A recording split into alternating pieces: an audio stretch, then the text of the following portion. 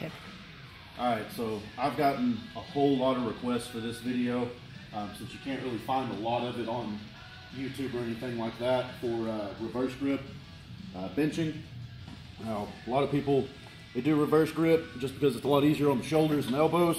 However, I don't think that most people will be stronger at it than they will standard, and I don't think I'm actually stronger at it as I am standard, but with my standard press, it hurts so fucking much that I've been able to push it really hard, and I think that's why this is getting strong so much faster than my standard was, just because I can actually train it, actually push it, and look forward to it.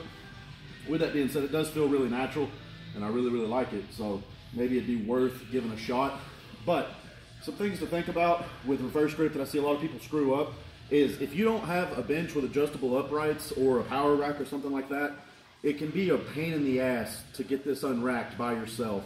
And I say that because with a standard bench, I don't know if you can see it, but there's a weld on the back of this here. And generally, when I would standard bench with the same width grip, this was dropped to just below, like right here. So with overhand or with reverse, I've obviously got to be much, the uprights are much, much, much higher. And because that happens is because instead of being out here, even with the wide grip, I'm more in here. Also, whenever you go to unrack the bar, you're going to be set way farther back on the bench. Whereas with standard, I would try to get my shoulders down here almost.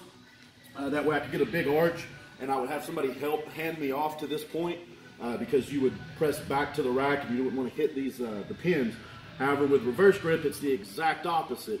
You are going to want to be as close up here, like my head actually damn near hangs off the bench, and that's because you need to be up and under this when you go to unrack it, because it's impossible to try and pull this bar out like this. So you need to be up and under it so you can kind of wedge in, and when you unrack, you just kind of pull it right out. Other than that, the cues are essentially the same, but I'll show you the way I set it up. Is I start it just like I do my standard bench, where I come back, I get my hands positioned where I want them, and then I come way the fuck back here. And generally, I probably need 225 to really do this the way I like to do it, but nonetheless, I pull it on the bar, drive my traps real far. Brittany, come back here. If you'll see, my head is actually hanging off the bench, and this is about where I'm going to be. So instead of, like with a standard grip, I'd be way down here, and it would look like this. But with this, get your hands where you want, shrug up, and your scap down, and you want to be right here. That way you can take your palms and really press into the bar, and almost you want to be able to walk your arms out damn near it, pull your scap back, and then drop your feet. However you like to do it, get it tight, stay squeezed in the glutes, and then you're already wedged out, so all you do is it comes right out. All right. Brittany is like this with me doing reverse grip a lot because it's so much easier for her to hand out. Even all the way to 405, I really don't even need a handout person. They're just there just in case something goes wrong more than anything. But with that, that's the setup. There's nothing to it, really. Just remember, uprights up, flare into it real hard, push into it, retract the scapula down. Your head's going to be further back. So instead of, like I said, having the bar like maybe over your eyes or your forehead, you're going to want it damn near right over your chin or your neck. From there, the press is the exact opposite of everything you've been taught with standard. So instead of trying to come down and then push back up to the rack and flare with the elbows, you cannot do that with reverse grip. You're fucking locked right here, and it's not going to move from that position. So instead of coming down and pressing back this way, it's literally straight up. It almost feels like when it's slight enough that you'll actually press towards your feet. Don't do that, but that's what it almost feels like. Rather than coming back this way, you're going to press damn near to your feet. You're not really thinking about just pushing the elbow up as much as I'm trying to just wedge my elbow through.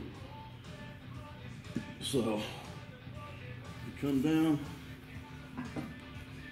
Real quick, since Brittany's got a good view of this, if you'll see here, I've got my pinkies on the bar when I go to get set up and I pull in and get everything right. But whenever I unrack it, I turn my hand, instead of trying to keep it here and force that pinky on the bar, because I can't do it. It doesn't feel good at all to me. I let the pinky off, and I even almost dropped this finger, and I turn my hand just slightly. And it sets that bar right there, just perfect. So the pinky's on, get pulled up, drop down, stay tight. Right before I unrack, you see me turn my hands just a hair. And when you come down, keep the legs tight, spread the floor just like you do in the regular bench. But you're going to come down and you're going to touch a good bit lower. And then all it is from there is leg drive straight up, not back. You come back, that's going to happen. All right, and that was just, I mean, you've got 3 inches of clearance between this rack, but if you'll do it right, it's here. No chance of hitting that rack.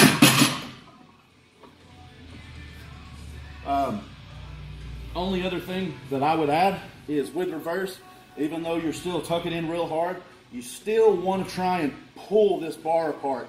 And whenever you do, it's almost like the banded drill. Where's that?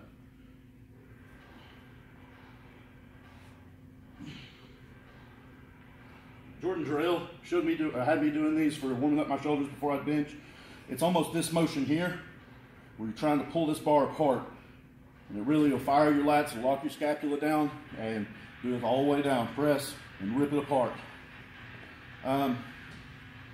I think that's pretty much it. If there's anything I missed or you guys just still don't understand something, let me know. But I've got to train in 10 minutes, so I was just trying to do this real fast. Thanks, guys.